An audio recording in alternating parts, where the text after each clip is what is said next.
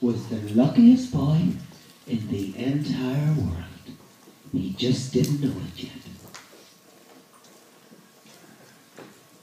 Evening, Roberts. Evening. Hi, Dad. Soup's almost ready, darling. Don't suppose there's anything extra to put in it, love. Oh well, nothing goes better with cabbage than cabbage. Charlie, I found something I think you might like. Charlie's father worked at the local toothpaste factory. The hours were long, the pay was terrible. Yet occasionally, just occasionally, there were unexpected surprises. It's exactly what I need! What is it, Charlie? Dad found it, just the piece I needed. What piece was it? A head for Willy Wonka. But how wonderful. It's quite a likeness. Think so? Think so? I know so. I saw Willy Wonka with my own two eyes. I used to work for him, you know. You did? I did. He did. He did? I love grapes. But of course I was a much younger man in those days. Mr. Wonka began with a single store in Chase Street. The whole world wanted his candy. The man was a genius. You know, he invented a new way of making chocolate ice cream that they could stay cool for hours without a freezer. You can even leave it lying out in a sunny day and it won't go running. That's impossible. But Mr. Wonka did it. Before long, they decided to make a proper chocolate factory. The biggest chocolate factory in history. 50 times as big as any other. Tell him about the Indian prince. I'd like to hear about that. You mean Prince Pondicherry? Well, Prince Pondicherry wrote a letter to Mr. Wonka, asking him to come all the way out to India and make a colossal palace entirely out of chocolate. He said it will have 100 rooms, and that everything will be made out of light and dark chocolate. True to his words, the bricks were chocolate, the cement holding them together was chocolate, the walls and ceilings were chocolate as well, the pictures, the carpets, and the furniture. The prince loved it. But Mr. Wonka did warn him that it won't last long, and he'd have to get eaten right away. But the prince refused. He intended to live in it. And Mr. Wonka was right, of course. There once came a very hot day with boiling sun. The prince sent an urgent telegram requesting a new palace. And Mr. Wonka was facing problems of his own. You see, all the other candy makers have grown jealous of Mr. Wonka. Started stealing the secret recipes. Wickle Grubbers started making ice cream that would never melt. Drawn Nose started making chewing gum that would never lose its flavor. And Slugworth began making candy balloons that could blow up to incredible sizes. The fever got so bad that one day, the third morning, Mr. Wonka told every single one of his workers to go home. He announced he was closing his chocolate factory forever. But it didn't close forever, it isn't right now. Yes, Charlie, but when sometimes burn up south forever, they mean a very long time. Such as I feared being cabbage pit forever. Hi, Pops. The factory did close, Charlie. And we thought it was going to be closed forever. But one day... Now, here are your instructions. On the 1st of February, you must come to the factory gate at 10 a.m. sharp. You're allowed to bring one member of your family to look after you. Until then, Willy Wonka. I never thought my life could be anything but a catastrophe. But suddenly I begin to see a bit of good luck for me. 'Cause I've got a golden ticket, I've got a golden twinkle in my eye. Never thought to see the day when I guess I'm gonna say good morning. Look at the sun. I never thought that I would find all the references I had said. But it can't be done.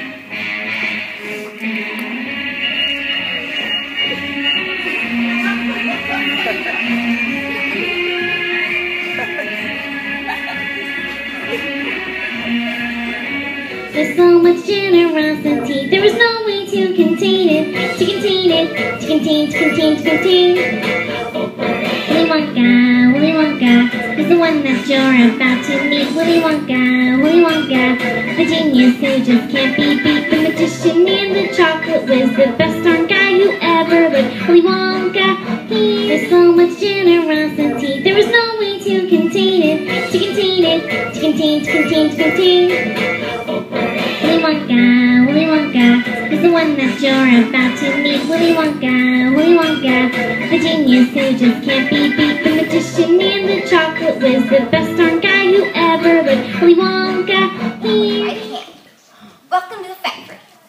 name is Willy Wonka. Then shouldn't you have been up here to greet her? Well, I couldn't very well watch the show from up here now, could I, little girl? Mr. Wonka, I don't know if you can remember me, but I used to work in your factory. Were you one of those despicable spies who every day tried to steal my life's work and sell it to those parasitic copycat candy-making cats? No, sir. They're wonderful. Welcome back.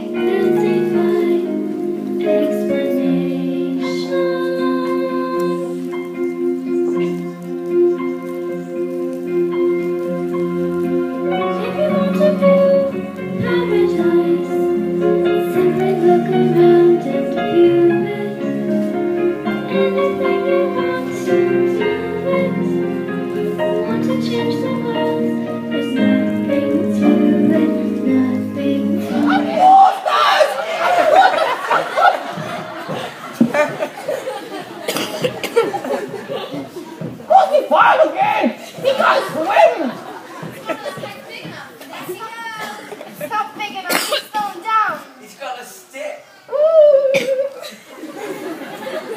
Stop the whole height.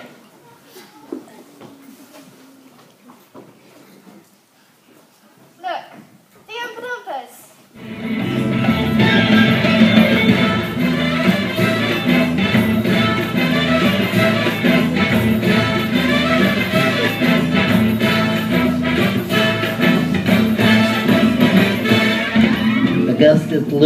Augustus Loop, a great evening compost.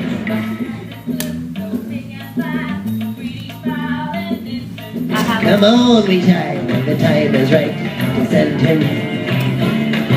But don't, dear children, be alarmed. No one will buy it. Now, I want you to take Mrs. Glue up to the fudge room, okay? Help her find her son. Just take a long stick and start poking around that big chocolate mixer brow, okay? Augustus! I find Augustus! Here, John, I find you! Mr. Wonka. Why would Augustus play me all new the Oompa Loompa song unless... Improvisation. It's a parlor trick. Anyone can do it. You, little girl, say something. Anything. Chewing gum. Chewing gum is really gross. Chewing gum I hate the most. See? Exactly the same. No, it isn't. Mumbler. Seriously, I can't understand a single word you're saying. Now, today. This is what I know all about. Well, Mr. Wonka, you see, I myself am in the nut business. Are you using the handle that one now to suit yourself? Yeah, you're really weird. Beans! Yeah, bees. These bees are specially trained to get the nuts out of their shells. But why not use Oompa Increasingly, today. This is what I know all about. Well, Mr. Wonka, you see, I myself am in the nut business. Are you using the handle that one now to suit yourself? Yeah, you're really weird. Beans! Yeah, bees. These bees are specially trained to get the nuts out of their shells.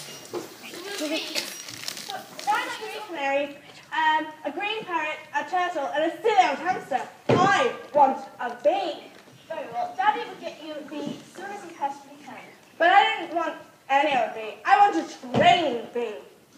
Very well, Mr. Wonka. How much do you want for one of these bees? Name your price. They're not for sale, and she can't have one. Daddy! I'm sorry, darling. Mr. Wonka's been very unreasonable.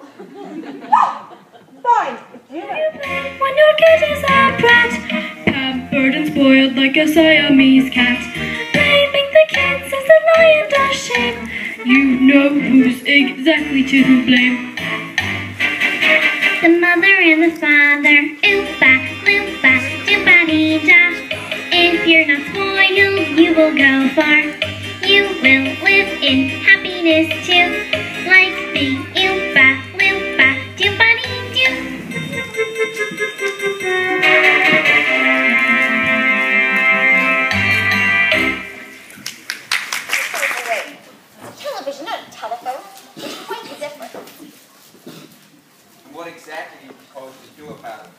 Where's my hat and shoes? I don't know, but young boys are extremely springy. They stress like mad. Hey, let's put him in a taffy puller. Taffy puller? Hey, that was my idea. Yeah, the taffy puller. I want you to take Mr. TV and his little boy up to the taffy puller. Stretch him out. Okay? I know where I belong. I know where I belong. But I can write a song. I belong with you. You belong with me. You're my sweetheart. I belong with you. You belong with me. You're my sweetheart.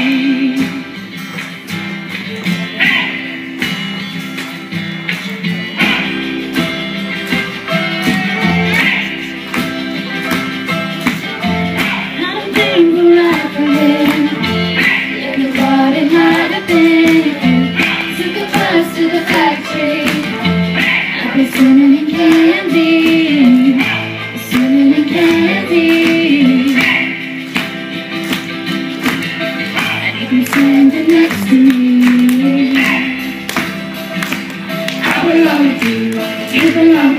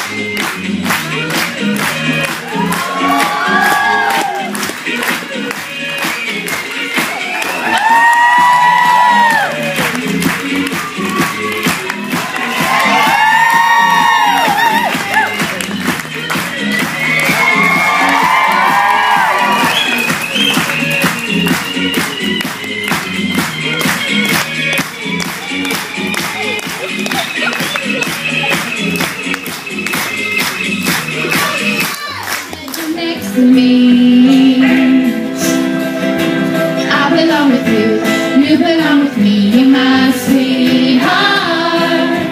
I belong with you, you belong with me, you're my sweetheart.